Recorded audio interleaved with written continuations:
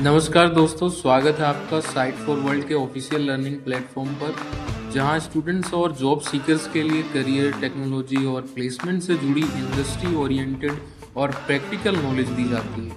अगर आप अपनी स्किल्स को नेक्स्ट लेवल तक ले जाना चाहते हैं तो आप बिल्कुल सही जगह पर आए हो। चलिए शुरू करते हैं आज का इम्पोर्टेंट सेशन। नमस्ते स्टूडेंट्स, आज का टॉपिक है कंट्रोल फ्लो। आप रेडी हो? फोकस मोड ऑन है ना? मोबाइल साइड में रख दिया, स्क्रीन पे पूरा ध्यान है। चलो शुरू करते हैं। तो चलो फटाफट देखते हैं कि आज हम क्या क्या कवर करने वाले हैं। पहले हम समझेंगे कि एक प्रोग्राम का डिफॉल्ट पाथ क्या होता है। फिर उसे स्मार्ट डिसीजंस लेना सिखाएंगे, इफ एल्स और इफ एलif एल्स स्टेटमेंट्स के थ्रू। और हाँ, एंड में एक प्रैक्टिकल डेमो तो बनता है। ओके, तो सबसे पहले सेक्शन 1 ये समझना बहुत ज़रूरी है कि जब हम कोई कोड लिखते हैं ना, तो कंप्यूटर उसको बाय डिफ़ॉल्ट यानी अपने आप कैसे चलाता है, उसका डिफ़ॉल्ट रास्ता क्या है। तो इस चीज़ को, इस फ्लो को हम बोलते हैं सीक्वेंशियल फ्लो। मतलब बिल्कुल एक रेसिपी की तरह। आप पहले स्टेप 1 करते हो, फिर स्टेप 2, फिर स्टेप 3, एकदम लाइन से ऊपर से नीचे। कोई भी स्टेप स्किप या जंप नहीं होता। इसको ऐसे सोचो जैसे एक ट्रेन है, एक ही ट्रैक पे चल रही है। वो बस सीधा ऊपर से नीचे जाएगी, बिना रुके या अपना रास्ता बदले। हमारा कोड भी बाय डिफ़ॉल्ट ऐसे ही एग्जीक्यूट होता है, सिंपल, स्ट्रेट। लेकिन हमेशा ऐसे सीधा सीधा चलने से काम नहीं बनता है ना। क्या हो अगर हमें अपने प्रोग्राम को थोड़ा स्मार्ट बनाना हो, उससे चॉइसेस देनी हो। जैसे अगर बारिश हो रही है तो छाता ले जाओ, नहीं तो मत ले जाओ। अब प्रोग्राम ये डिसीजन कैसे लेगा?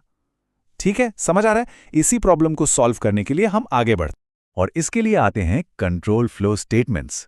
सही मायने में ये हमारे कोड के ट्रैफिक कॉप्स हैं। यही बताते हैं कि कोड को कब सीधा जाना है, कब लेफ्ट लेना है और कब राइट। देखो, गीक्स फॉर गीक्स भी यही कहता है, ये फंडामेंटल कंपोनेंट्स हैं, मतलब नींव हैं जिससे डेवलपर्स एग्जीक्यूशन का ऑर्डर कंट्रोल कर सकते हैं। बेसिकली इससे हम प्रोग्राम को डायरेक्शन दे पाते हैं। कंट्रोल फ्लो के 3 मेन टाइप्स होते हैं, कंडीशनल, लूपिंग और जंप स्टेटमेंट्स। पर आज का हमारा पूरा फोकस, हमारा हीरो है कंडीशनल स्टेटमेंट्स। यही प्रोग्राम को डिसीजन मेकिंग सिखाते हैं। चलो तो फिर आगे बढ़ते हैं और देखते हैं हमारा सबसे पहला और सबसे सिंपल टूल। यह है इफ स्टेटमेंट। ये बस एक ही कंडीशन चेक करता है। इसका सिंटैक्स देखो कितना सिंपल है। हम लिखते हैं इफ, उसके आगे एक कंडीशन और एंड में एक कोलन। बस अगर वो कंडीशन ट्रू है, मतलब सच है, तो नीचे जो थोड़ा आगे करके कोड लिखा है ना, वो रन होगा। अगर फॉल्स है तो कुछ नहीं, कोड स्किप हो जाएगा। रुको एक सेकंड, लॉजिक समझ आया या सिर्फ देख रहे हो? सिंपल सा रूल है, इफ के अंदर का कोड तभी चलेगा जब कंडीशन सच होगी। बस इतना ही है। अच्छा, ये एग्जाम्पल देखो। हमने एक वेरिएबल बनाया a और उसकी वैल्यू दे दी 5।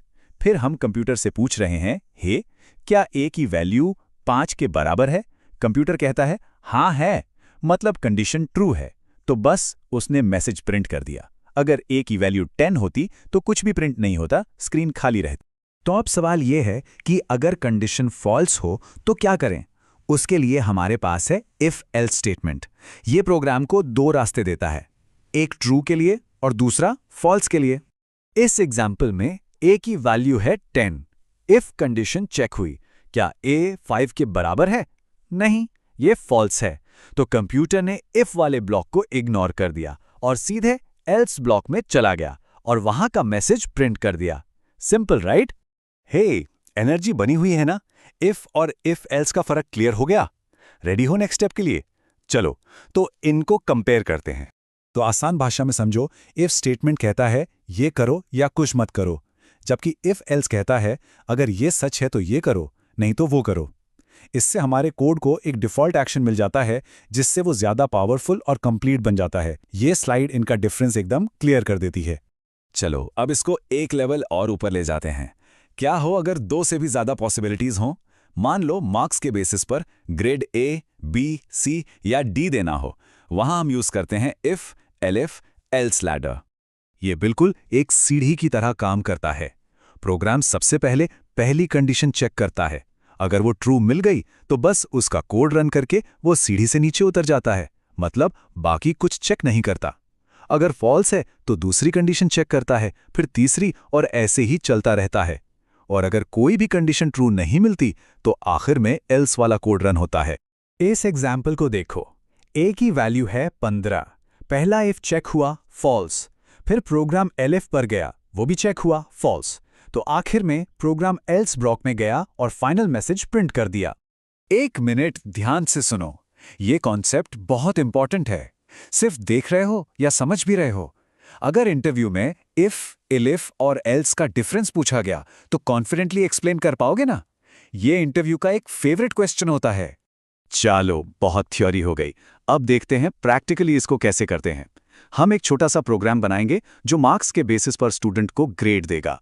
ध्यान से देखना, मैं स्टेप बाय स्टेप कर रहा हूं।